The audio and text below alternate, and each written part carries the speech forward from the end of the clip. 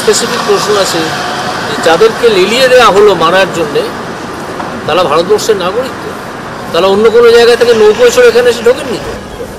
আমার পুলিশের ওপর ভরসা আছে, কিন্তু পুলিশ পরিচালনার ওপর কোনো ভরসা আমার নেই। সন্দেশখালীর ঘটনায় রক্তাক্ত ইডি আধিকারিকদের হাসপাতালে দেখতে আসেন বিচারপতি অভিজিৎ গাঙ্গুলি। সেখানে তিনি সন্দেশখালীর ঘটনাকে বাংলার লজ্জা বলে বর্ণিত করেন। পাশাপাশি আক্রমণকারীরা কি ভারতের নাগরিক নাকি নৌকো পেরিয়ে এসেছে সেই প্রশ্নও তুলে দেন। এদেরকে টেরোরাইজ করে, এই অফিসারদের টেরোরাইজ করে দুর্নীতি আটকানোর একটা চেষ্টা হচ্ছে। দুর্নীতির তদন্ত আটকানোর চেষ্টা হচ্ছে। এটা নির্লজ্জের মতো কাণ্ড করা হয়েছে। পশ্চিমবঙ্গের নাম সারা ভারতবর্ষের কাছে ছোট করা হয়েছে। তাদের সঙ্গে অন্তত একজন মানুষ হিসেবে দেখা করা দরকার। এখানে বিচারপতি হিসেবে নয় বা অন্য কোনো পরিচয় নয়, আমি এসেছি একেবারেই মানবিক কারণ। এবং আমি আশা করব যে যাকে খুঁজতে যাওয়া হয়েছিল, আমি শুনলাম ওপরে নামটা শেখ শাহজাহান, সে আজ রাত্রি 12টার মধ্যে ইডি অফিসে এসে হাজিরা দেবে।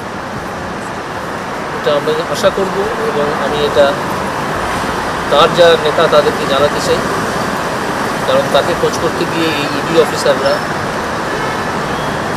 শহীদ হয়েছেন, 3 জন হসপিটালে শুয়ে আছেন। এই ঘটনা সম্পূর্ণ অনভিপ্রেত, সম্পূর্ণ লজ্জাজনক। তো দেখা যাক তিনি আসেন নাকি অন্য কোনো পদ্ধতিতে আদালত, উপযুক্ত আদালত তাকে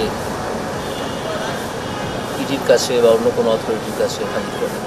আমার পুলিশের ওপর ভরসা আছে, কিন্তু পুলিশ পরিচালনার ওপর কোনো ভরসা আমার নেই। পুলিশকে যারা পরিচালনা করেন তারা একেবারেই নিজেদের স্বার্থে পরিচালনা করছেন। পুলিশকে যদি হাত খুলে কাজ করতে দেওয়া হয়, আমার মনে হয় এইসব দুর্বৃত্তদের থামিয়ে দেয়া 3-4 দিনের বেশি সময় লাগে না।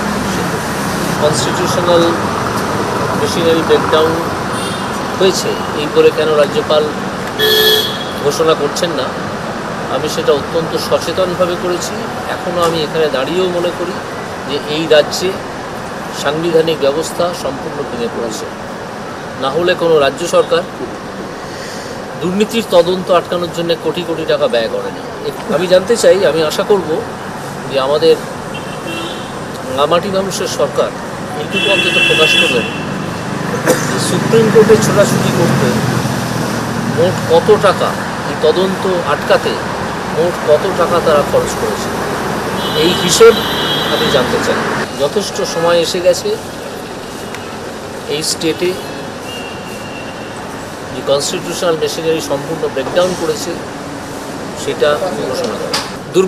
দুর্বৃত্তরা মনে করে যে এতে মনোবল হয়তো ভেঙে দেওয়া যায়, তারা জানে না যে এতে মনোবল বাড়ে। আমি শুধু বলতে চাই যে যাকে খুঁজতে যাওয়া হয়েছিল তার দেখা পাইনি। বদলে 3 জনকে মেরে নার্সিংহোমে পাঠাতে হয়েছে, মারা হয়েছে নির্লজ্জভাবে। এটা পশ্চিমবঙ্গের নামটা ডুবেছে সারা ভারতবর্ষের সামনে। এবার সেই বীরপুঙ্গব ইডিতে এসে দেখা করবে এবং আমি আশা করব রাত্রি 12টার মধ্যে তিনি আসবেন। যদি উপযুক্ত তদন্ত হয়, আমার ধারণা পুরো সত্যটাই বেরিয়ে আসবে এবং কারা কাকে আশ্রয় দিচ্ছে সেটা জানা যাবে। ব্যুরো রিপোর্ট, সূত্রকার সংবাদ।